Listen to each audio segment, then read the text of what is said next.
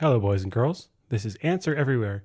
We're taking a look today at the source code for GNU Tar, the tape archive utility. I have it opened here in GitHub. I don't know anything about the source code to GNU Tar. I don't know what to expect.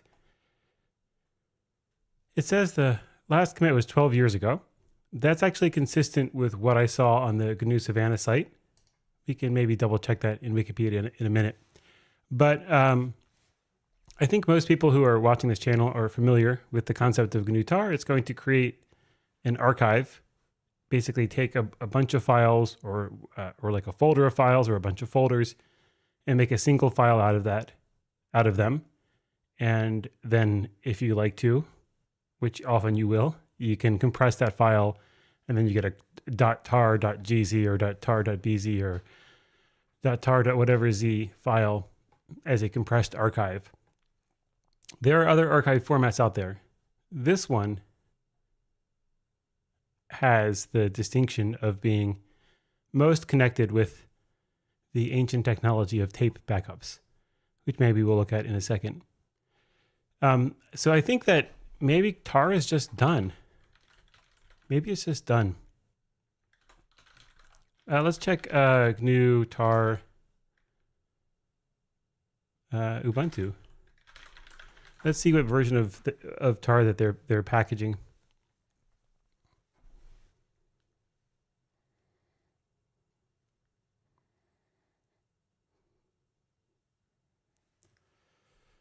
Okay. 1.35 plus DFSG, whatever DFSG means. And then here, I think on this tab, oh, hush yourself, GitHub.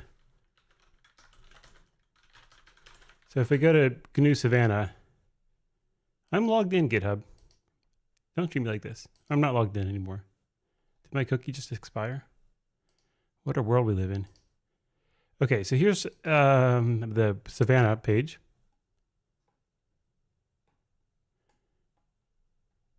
Maybe main. This was not the entry point I had before. Something seemed a little bit wrong with my network. I don't know what it is. Things may be a little bit slow. I feel like there's something also wrong with my video. I'm not sure what's going on, but that's that. Okay, version 1.34 from February 2021. That is not 12 years ago, but it is many years ago. So this is maybe out of date. I also have the files up in Emacs, which I figured would be the right way to look at them anyway. So there. We can actually, I think I have Maggot installed. Version 1.35, recent commits. What date is it? Okay, 2025. So that's not so long ago. Okay, so what do we expect out of it? First of all, Tar has a long history. And I guess I kind of want some GitHub version pinned. So let's go back to the Tar Wikipedia page. Tar. Not the substance.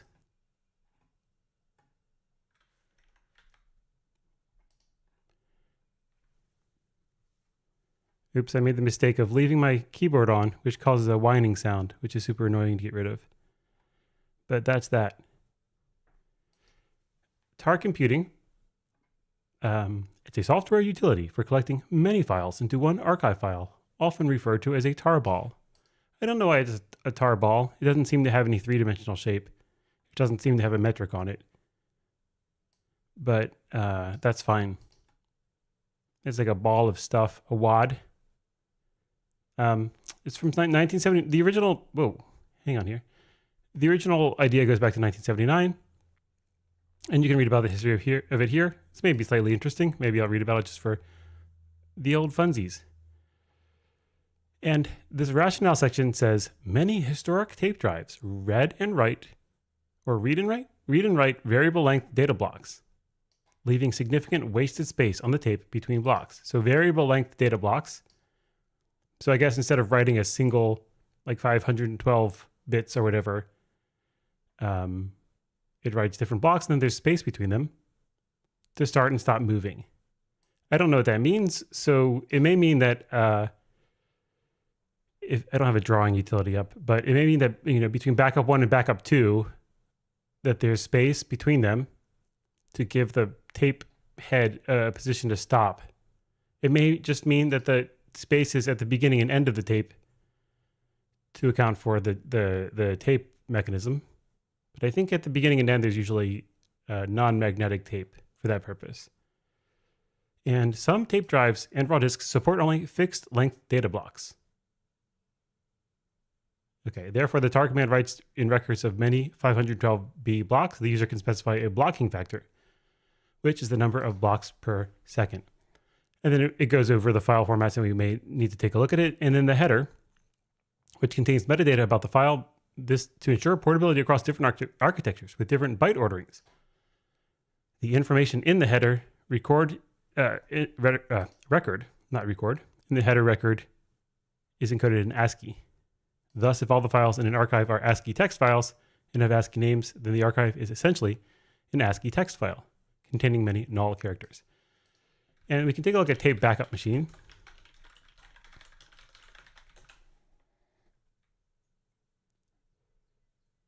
I guess they look like this. I honestly have never really looked at one. But if you remember, if you were born in ancient history and remember, what are they called? Reel-to-reel tape, like what the Beatles used to record on. It looked like this. It's a reel of magnetic tape. I think the first tape machine was made in Germany, maybe by the Nazis. Somehow somebody figured out how to coat tape with a magnetic material, like cellophane tape, and you could use it to record stuff. And this guy, you can tell he's old-timey, because first of all, his computer machine is the size of a double-decker baby crib. And second of all, he's got his hair all slicked back, and he looks like an old-timey engineer. And also, he's in black and white. This is before they had color film. And then you might have a bunch of tape, a big old tape deck. And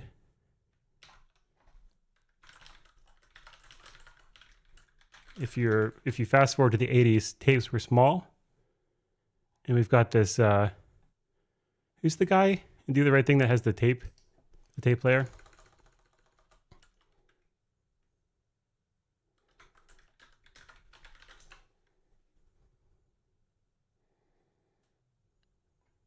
This guy. I can't find his boombox. How about boombox? Yeah, okay. So by the 1980s or so, you could have a tape that was small enough so you could have a giant machine that is basically an entire dance club in a box, and that could hold 2 tapes. They were smaller cassette tapes, and you could not really store computer stuff on them.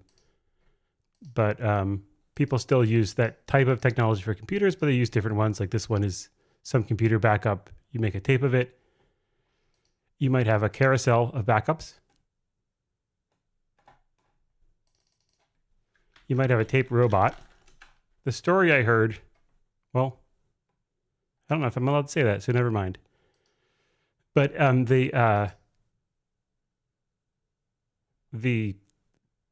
at least pretty recently, maybe past 10 or so years, and I think even still today, the big tech companies, I think, still keep tape archives, or some of them do, and they just have robots service the archive. Let's see if there's a picture of a Google tape robot.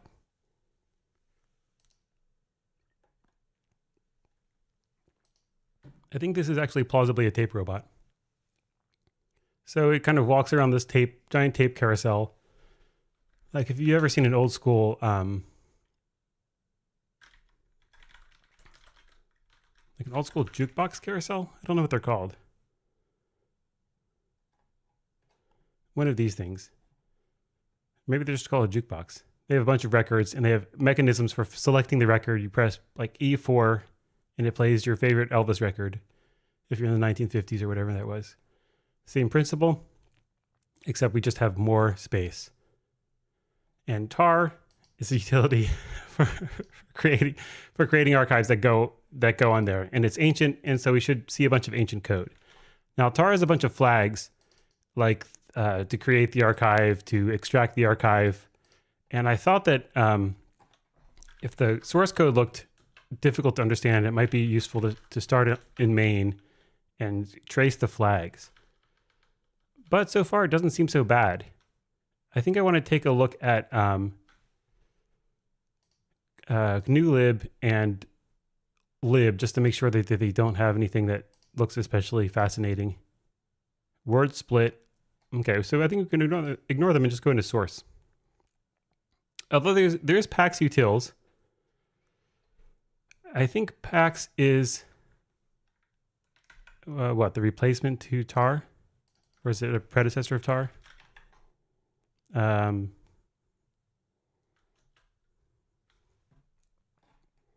Where's the first occurrence of pax? Pax, of course, means peace. So the POSIX abandoned tar in favor of pax. POSIX abandoned tar in favor of pax. Yet tar sees continued widespread use. I have a feeling that tar, GNU tar might be pax compliant. I'm not sure. But we do have pax utils. Is that important? Does not seem to be important. So get it out of here. So that leaves us with source. And what do we got?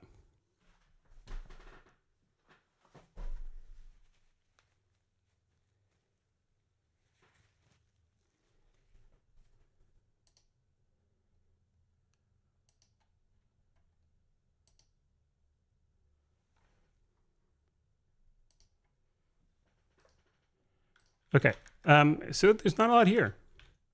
So we'll look, I guess whoa. Oh, I'm in God mode and in dir-red mode. That's my problem. All right, so we have the tar header and the tar C file I think are worth looking at.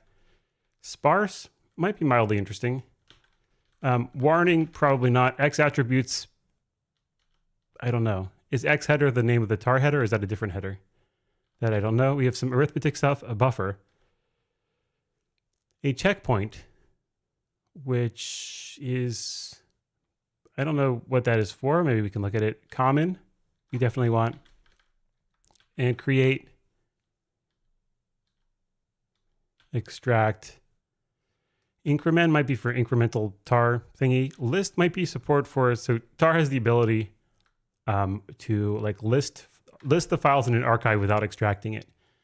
So for example, if you have if you're working on your thesis and you have a bunch of tar backups and you want to know whether one particular file is in one of the backups and the backups are like 10 gigabytes or whatever, you can search for the file without untarring everything and eating all the space on your hard drive. And then the rest of these, who knows? We can just explore. Transform, I don't think it's so important. But I will, just to be on the safe side, I will mark X attributes and X header. And we'll just open a bunch of these. I wonder if dir-red has a way to dir-red open, mark, blah, blah, blah, blah. Let's ask DeepSeek. In Emacs, can I open all dir-red marked files in new tabs? What do you think about that, DeepSeek?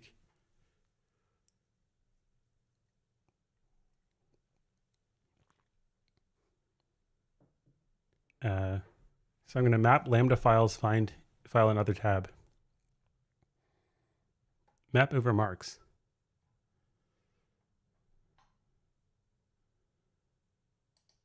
Yeah, sure. I'll just try executing some. I mean, it looks plausible, although I doubt really it's going to work. Let's just try this. Whoa. I clicked copy. Don't be a monster.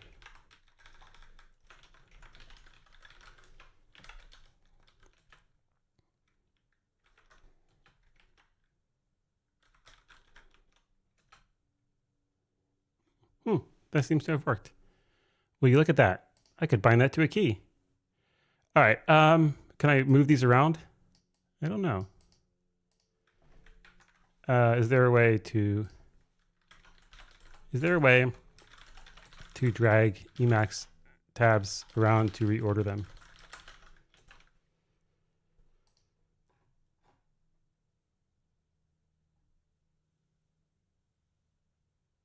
If you enable tab grouping mode, so tab bar 1, okay. I guess we're just going to do this live on air.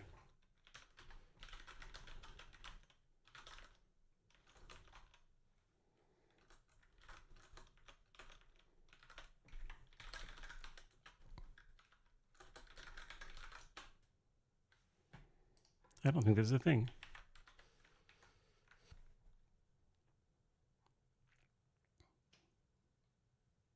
All right, whatever. I don't need to move them. I'm just curious about it. So let's start in the tar header. Go here. Okay. So we have this POSIX header. You should have received a copy of the GNU General Public License along with this program. So this is the tar header block from POSIX 1003.1 stroke 1990 or dash 1990. I don't know what do British people mean when they say stroke? I think I saw it on Brazil and I don't remember what character it is. This is some IEEE specification. And is this the whole POSIX interface?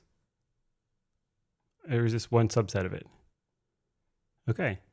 Well, I don't know if you can see this. I think I vaguely remember that you have to pay for these IEEE things. Govinvo. This is some, yeah, you can read this POSIX book. And you will read it. Okay. I'm not going to read it now. Okay, so here's the POSIX header.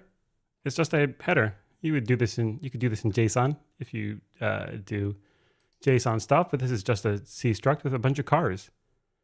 And we know how big each of the cars is, and that lets us have a specific number of bytes. So this goes to byte offset 500 is the end. So I guess this is 500 bytes long. And we have name, mode. I'm guessing this is like the POSIX file mode, like the, whether it's executable and so on. The user ID and group ID of the owner, the size. The M time is, I think, maybe modify time. A checksum for the file or for the header. I think probably for the archive, but although I don't know. A type flag, whatever that is. A link name, some magic number. I assume a version, uname and gname. I forget what gname is. Uname is going to give it operating system stuff. One second here.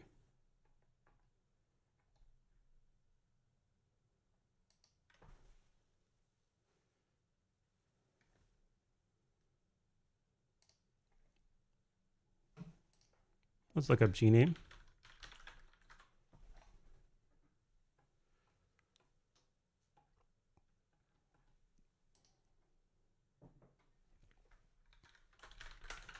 Is it POSIX-y? Gname is a character string that represents a GID. Okay, so it's I guess the name of the. So I'm guessing the UID is the number, and gname and uname are the names, the strings corresponding to them. And then dev major, dev minor, something about maybe major and minor releases or something like that, and then a prefix. Prefix what? I don't know. And then the magic constant, I guess, is US tar, and then a null character, so like a null terminated string.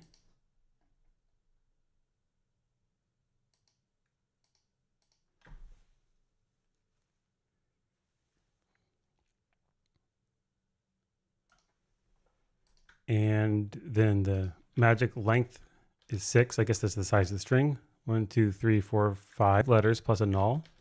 And then the version is 0, 0. Okay. And then we have values used in the type flag field.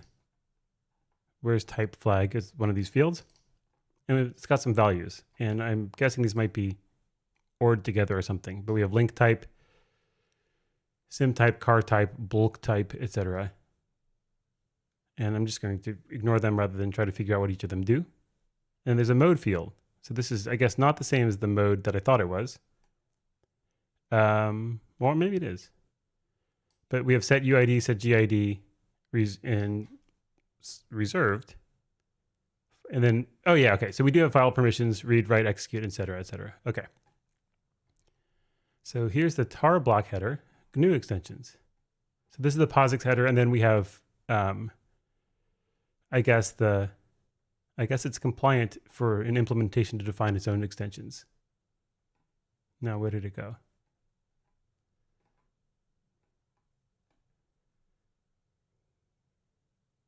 Beware, beware, beware.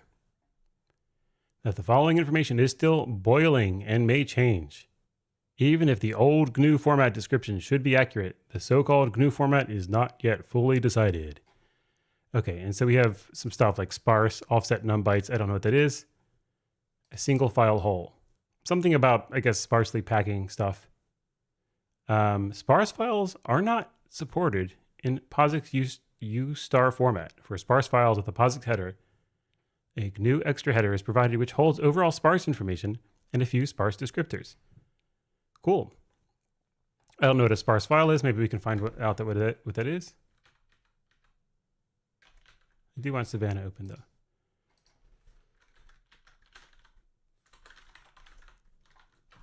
Sparse usually means that not all of the data is physically represented. It's considered to be sparse when much of the data is zero or empty. It's used significantly in computer science in areas such as the database management systems. So I guess like if you have a bunch of files that are mostly zero, you don't need to explicitly represent the entire thing or something, and so on and so forth. And then more flags that I'm kind of just going to ignore. Star and header, everything that is before T prefix. So we have fill, prefix, fill2, et cetera, et cetera. And then we have the archive format, which we have a couple of options. The default, to be decided later. When is later?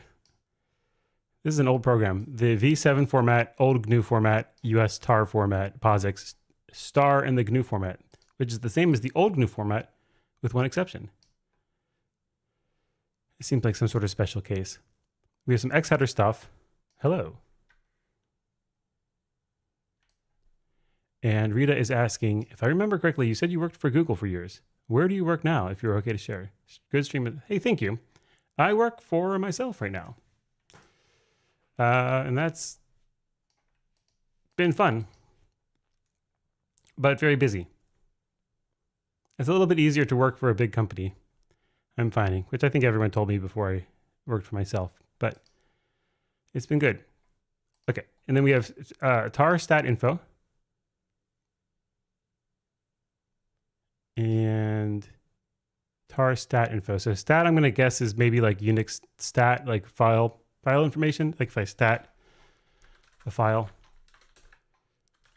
can I stat it? I must be able to stat a directory, and it will give me information about it, like when it was born, and so on and so forth. So let's take a look. So that's all good. I don't think the tar.c file is going to have much interesting implementation. We will scroll through it. It's got a bunch of data and a bunch of curly braces and more data.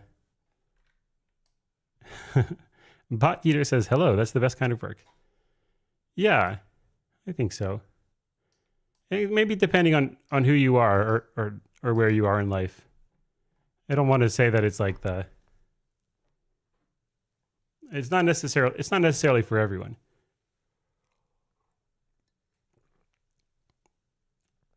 Okay, so that's like the entry point. That's all good. X attributes, I'm going to guess, is mainly more just kind of like header stuff. We have some setters for attributes and ACLs. These will presumably just look into some struct, maybe this struct that you pass in, and set some stuff, like possibly passed in by the type flag. I'm going to guess that's mostly more or less boring. We can look at the implementation though before we decide for sure. List destroy. This is just going to iterate over, well, we're going to look at the root and walk down some tree, it looks like. And while we have a root, we're going to call free on a bunch of stuff. And that's that.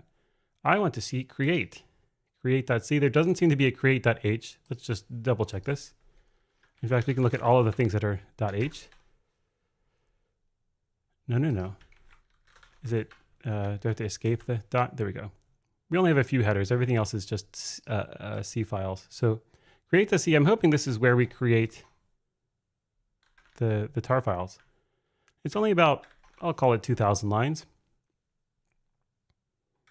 We have a link struct, which has a dev t, an ino-t. So, okay, so dev t is probably just device type.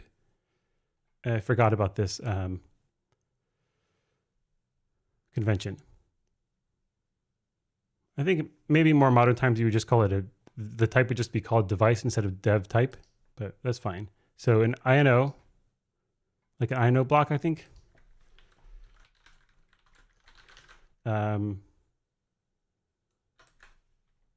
Something node something. Or am I getting this wrong? iNodes. I'm thinking of inode, which I think is like an information node. I'm gonna guess that that's what this is. Nlink. I don't know what nlink is. Maybe something about whether it's a link or maybe something else. And then a name. And it's flexible array member long. We have an exclusion tag,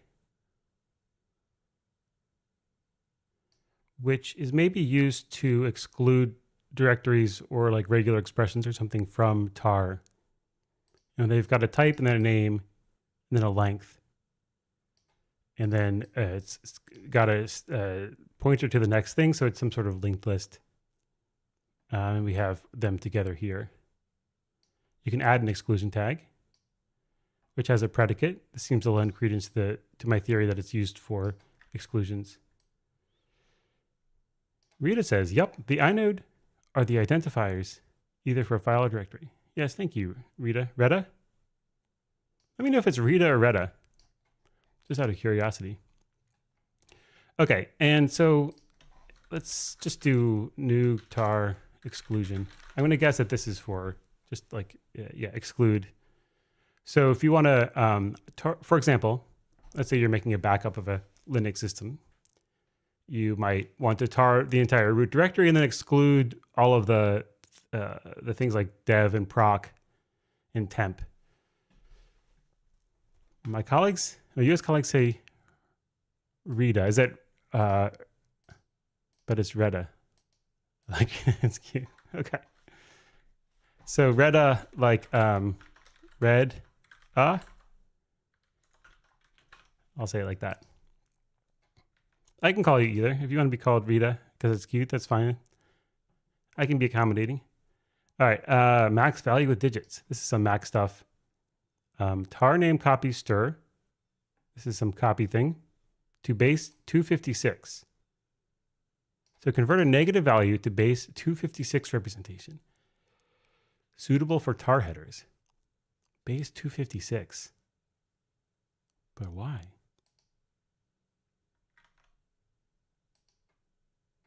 Huh. I don't think I've ever really encountered a base 256 usage in the wild.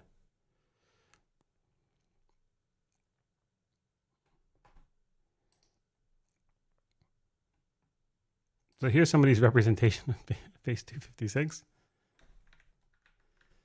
How about let's ask ChatGPT. I'm finding myself using ChatGPT less and less and using Gemini more and more. But let's just ask ChatGPT, when would you use, what are some uses of the base 256 number system? And what's a common way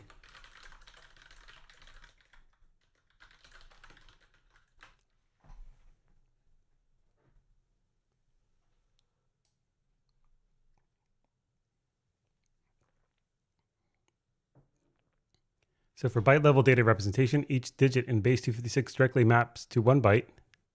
Okay. Yeah. Computers store data in bytes. Thank you. So representing values in base 256 can align perfectly with how data is stored in memory on disk. Okay. So how are they represented? The common shorthand is for bytes. 1 byte is 2 hex digits. Okay. Yeah. That's very common. I never really consciously made that that link. Okay, sure. Although the hieroglyphics are cool. Where's Emacs? All right. So we have some conversion to base 256. We're going to take the,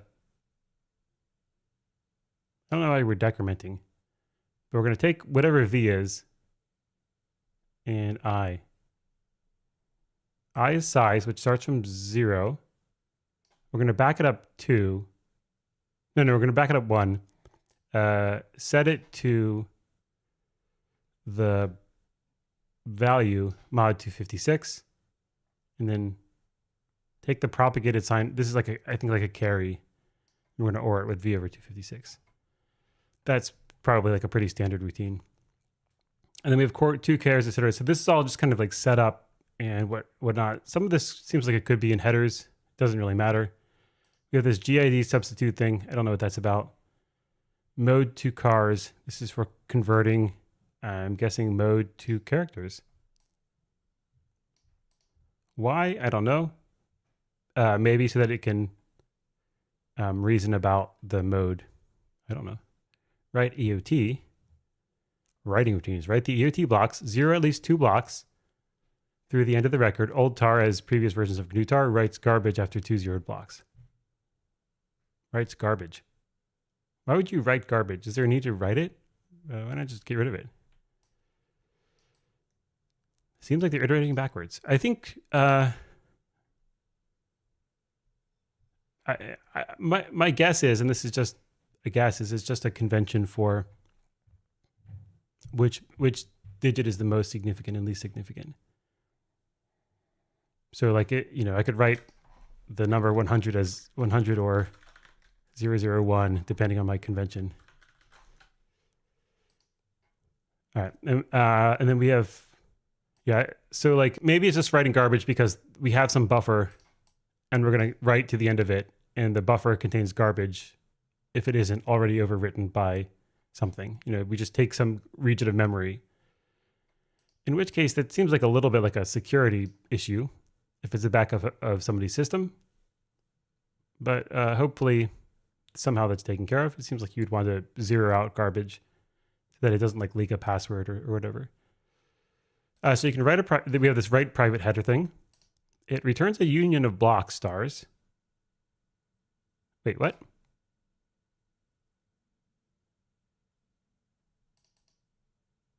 A union of what? I don't know how to interpret this. Am I forgetting what union is? I thought it was like a union type.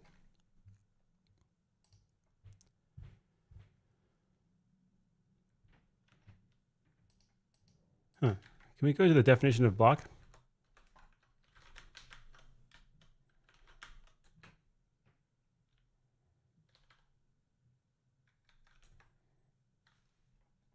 Okay, so the union, the block is a union type, and it has these things. It can be a buffer or a header or a star header, etc. A different type of header. And I guess I just didn't realize that you could define that type, and then when you define it, you, I guess, either have to or can choose to keep reminding yourself that it's a union. I'm guessing you have to. At any rate, we've got the start private header thing. It might be a bunch of different kinds of headers depending on which implementation you're using. And I guess let's take a quick look at it. We're going to find next block, and we're going to separate, for some reason, like a total madman, we're going to separate the empty parentheses from the function name. Maybe it doesn't. Yes, I think that's right, bot eater. Probably cost some bucks. Yeah, probably did. Okay, and then we're going to memset. We're doing manual memory management because this is the Stone Ages here. And presumably we're going to write from the beginning to the size of union block, the header buffer. And this is maybe where the garbage writing comes in. Although that was a different method, so I don't know. And then we're going to call tar name copy string, passing in the header name, passing in, I think, probably the convention is that name goes here. That is going to be copied. It probably goes here as a destination, and then the size is the name field size. And then we're going to convert off to cars. I'm guessing we're going to take an offset and convert it to cars.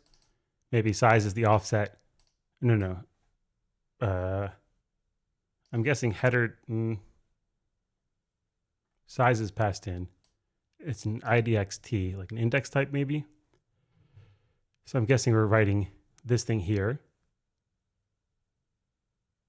Maybe we're just writing the number of cars. Maybe we're yeah, I don't know. And then time to cars. And time is a time t. And if it's less than 0, we're going to say 0. Less than 0, I guess, means we've gone back in time with a time machine. And 0 is presumably the start of the Unix epoch, which is something 1970. Unix epoch. January 1, 1970. Okay, back to the tape archive. I think Gemini can draw. I'll say draw the an illustration of a book called The Unix Epic. It's an epic poem about the birth of Unix. How about the origin story of Unix? In fact, instead of drawing an illustration, create and draw a storyboard. We'll come back to that. Okay, and then whatever these cars are, I'm guessing we really are converting things to cars. Let's try looking at off to cars. Define off to cars. And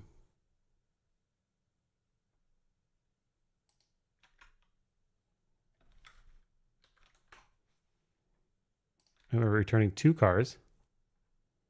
Convert negative, Convert negative value, which was originally the size of val size, to external form using substitute if value won't fit. Negative is true. I'm guessing this is not really about cars. I'm guessing this is in the sense of characters or like ASCII strings. I'm guessing this is really, we saw on Wikipedia that everything is ASCII. I'm guessing this is maybe taking whatever number format there is and converting it to something that will fit in that makes sense in the car type. Like, for example, we're calling to octal, generate a POSIX octal representation if the number fits. Otherwise, I guess if the number doesn't fit, try to cope with the number by using a traditional GNU format methods, etc. So we're just converting, I think, not into characters in the sense that you might think, but rather converting into numbers that go into the car thing. Unfortunately, by jumping to here, I lost my place, but I guess that's fine. We also have mode to cars. This is all of the helper methods are at the top. In fact, what if I...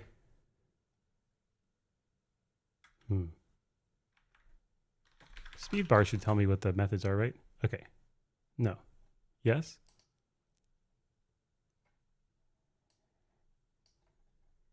No. Yeah. Well, it doesn't seem to be getting it really right, but let's see. Which of these looks fun? Check exclusion tags, create archive, hash link. I think it's getting confused by the strange formatting. But let's look at pad archive, node to cars, hash link. Let's look at create archive. Main function of this module. The main function is, of course, on line 1294. That's usually where the main function is. And what? We're going to start by creating some name thing, which is called P. It's a pointer to some struct. And we've got trivial link count, which is file name args, checking whether it's equal to files many and not whatever dereference option is. Then we're going to call open archive with access write. And then we're going to call buffer write global x header. passing in nothing.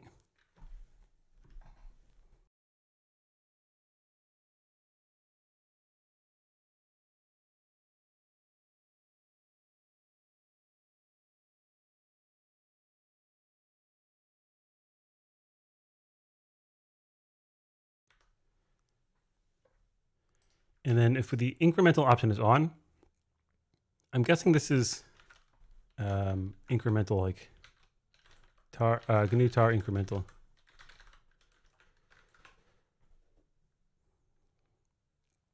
Yeah, it's like an incremental dump. It's blah blah. It's a special form of GNU Tar archive that stores additional metadata so the exact state of the system can be restored when extracting.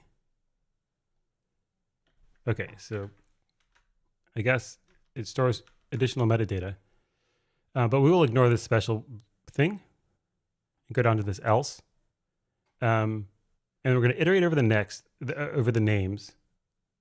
So while name is equal to name next of true, if it's not an excluded name, so like I'm guessing this is like, you know, I give it a bunch of directories. Let's say I give it the directory / the root directory, and I tell it to exclude /proc.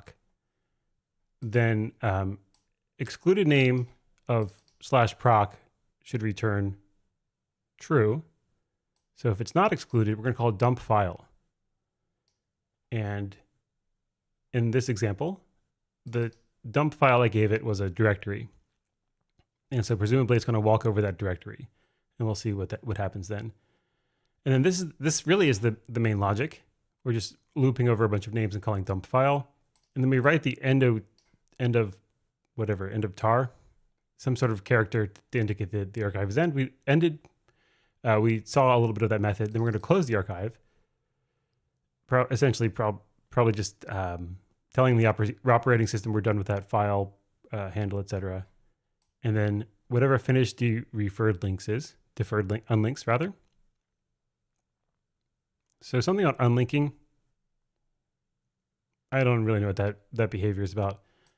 And then if we were doing listed incremental option, then we might write directory file. So that's more incremental stuff. So it seems like dump file is doing the work. Dump a file recursively. Okay.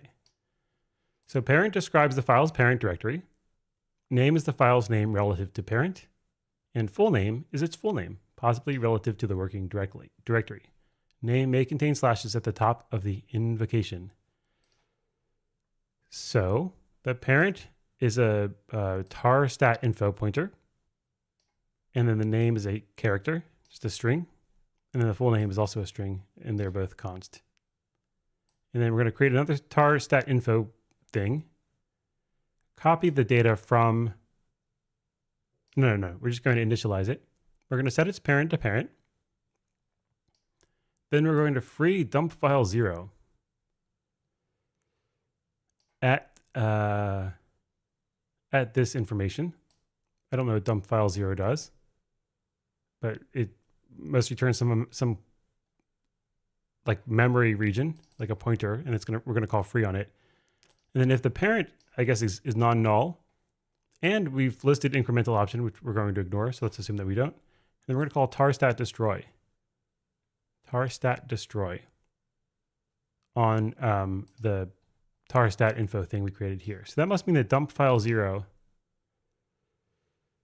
is doing the actual dumping, I would guess. Dump a single file, recursing on directories. Global variable. Probably, but I don't remember what I was talking about. So we're going to dump this is the method that dumps a single file. st is the file's status info. Name is its name relative to the parent directory, and p is its full name, which may be relative to the working directory. Return the address of dynamically allocated storage that the caller should free. Okay, so I guess this is just saying that in the process of dumping this file, we may have created storage. And since we're working in C and managing memory manually, we're just going to pass the address of the storage back to our caller. And the caller is just going to call free on it without checking anything. I don't know why this method couldn't free itself. Maybe because it's recursive or something. or the null pointer if there's no such storage. Fix me. One should make sure that for every path leading to setting exit status to failure, a clear diagnostic has been issued. Okay. I'm going to return a void star, and we're going to take the tar stat info st object and the name and another name. We've got this union block header, which we're going to allocate. We've got a type. Off t is maybe an offset type. Block ordinal is set to -1. The file descriptor is set to 0. We've got a bool. Is it a directory? We don't know yet. We'll set the parent to st parent. And we will set the I forget what the other function we just looked at did with the parent, but I guess it doesn't matter. Okay, so then if parent is null, then we set top level to true. And then we get the parent file descriptor. If we are at the top level, then we're going to call change dir fd. Or rather, we're going to set it to whatever chdir fd is. And otherwise, if there is a parent, we're going to set it to the parent file descriptor. And then we've got this diag thing, which is 0. And then if interactive option, we'll ignore interactive option. We've got this assign string thing. This just seems to be setting names. And then we're going to transform the name to according to the transform reg file. This is maybe some configurable way of transforming names. I don't know, for like backups or making things uniform. And if the parent file descriptor is less than 0, which I would think is not a valid file descriptor, and we're not at the top level, then we have some error. If fstat of parent fd name and stat, whatever this is less than 0, then we've got this stat diag thing. I have no idea what that is. Otherwise, if file dumpable p passing in stat, maybe p means predicate. This is like examining whether the file is dumpable and returning a Boolean. I'm guessing is maybe what the p refers to. Then we're going to call subfile open, passing in the parent and the name in the open read flags. And we get a file descriptor. If the file descriptor is less than 0, then we set diag to open diag. Let's look up file descriptor less than 0.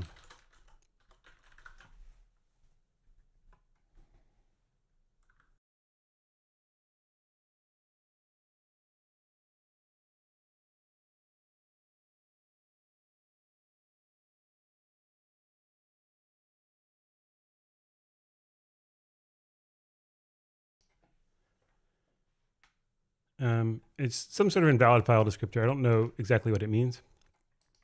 And I guess I'm not going to really dig into it. But at any rate, if we have a valid file descriptor, we set the stat structs file descriptor to the file descriptor.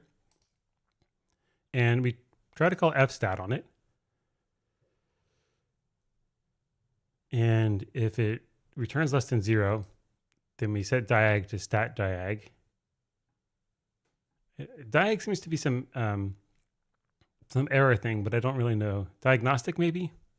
I'm guessing it means diagnostic or something like that, like debug information. And then if we get down here, then we set struct stat st1 to the stat that I think we now believe or know is in a known good state. And we set the archive file size accordingly.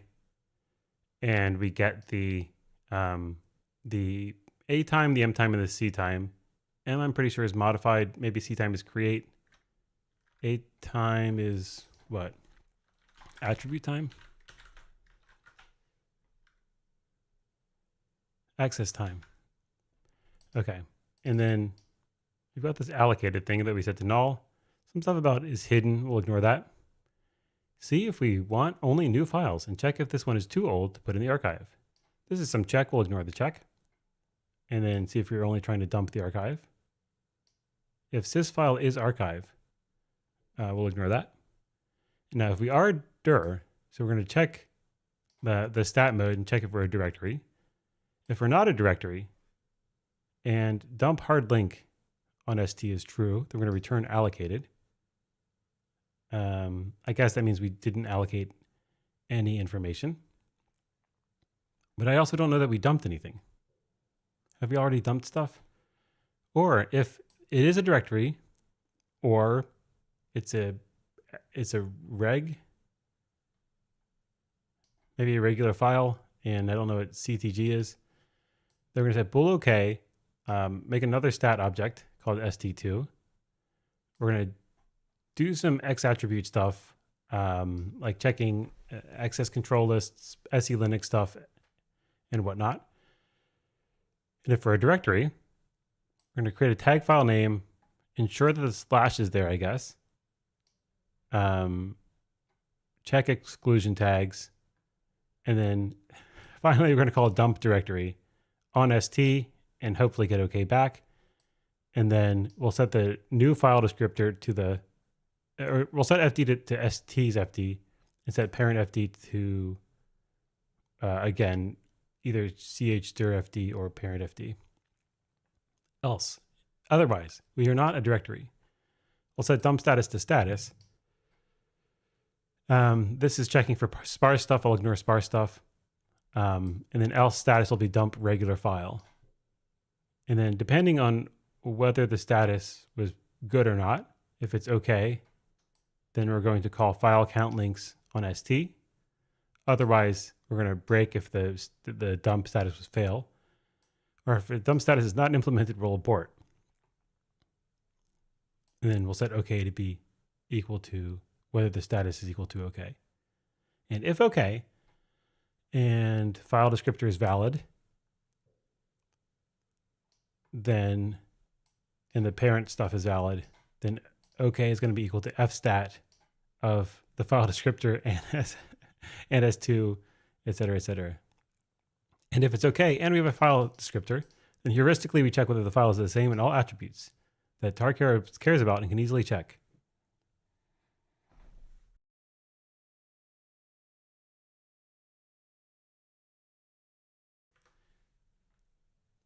The check is not perfect because it doesn't consult file contents. It is typically good enough, et cetera, et cetera.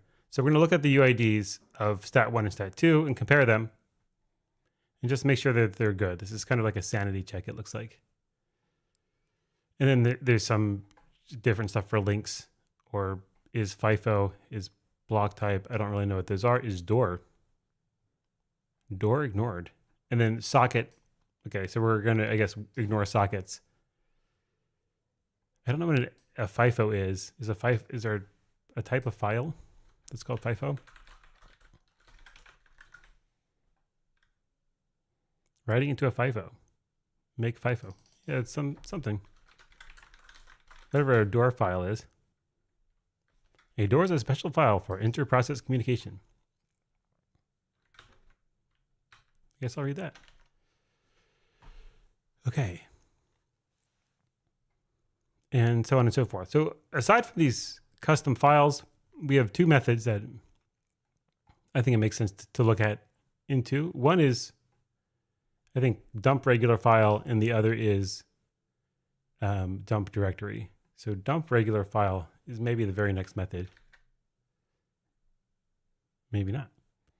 So dump regular file is going to take a file descriptor and this tar stat info. And we've got some block ordinal stuff. We've got this call, the start header, and that gives us a block. If we don't have a block, then we call dump status fail, or we return dump status fail. Then we check the archive format, and we call it move begin write, passing in the file name, the stat size, and the stat.st size. Wait, what? These are the same thing. And then while there is size left, which is defined where, I don't know. Maybe this is something about the, maybe this is taken care of outside of the method. Then we're going to call find next block. We'll look at the available space after the block. And if size left is less than the buff size, which is the available space,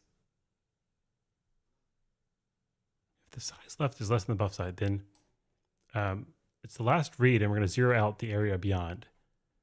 So this is some zeroing out. And then we're going to get an index t count. Index t is, I guess, essentially an integer that's treated like an index. And fd less than or equal to 0 should be an error condition. And then otherwise, we're going to decrement size left by... Okay, so if it's a valid file descriptor, we're going to call blocking read on the file descriptor, passing in the buffer and the buff size. That's going to give us a count of, I guess, what we wrote. And then we're going to decrement the size left by the amount written. And then we're going to set the next block after to the, I guess, the current block plus 1 less than the buff size, shifting over by LG block size. This might just be for alignment. I'm not really sure what this is for. And if count is not equal to buff size, then either we have more space after or we don't have enough space. I'm not sure. If there's an error, we do error-y things. If not ignored, failed read options, we do that and return dump status okay. So I think that the function that actually writes data is up here. Where did it go? Find next block.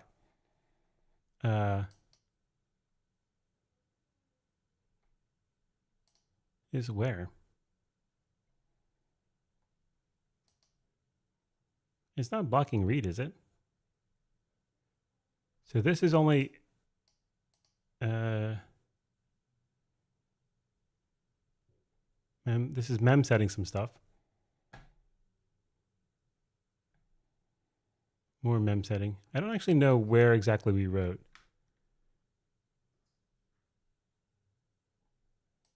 Maybe here. Let's look at what blocking read does. Read from file descriptor into the buffer buff with count bytes. Okay, I think it's called read, but we're reading from the file descriptor, which is what we're dumping, into the buffer, which is, I think, ultimately what we're writing. So I think this is actually doing the writing into the archive. Attempt to fill buff. Wait until input is available. This matters because files are opened, 0 non-block for security reasons. And again, on some file systems, this can cause the read to fail with error number E again. So this is mainly calling full read. And then there's some other stuff. So what is full read? What?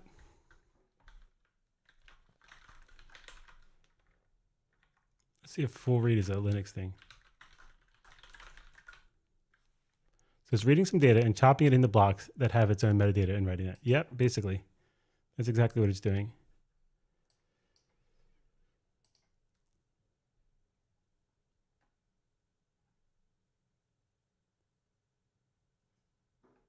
I'm guessing full read is oh, it's in GNU lib.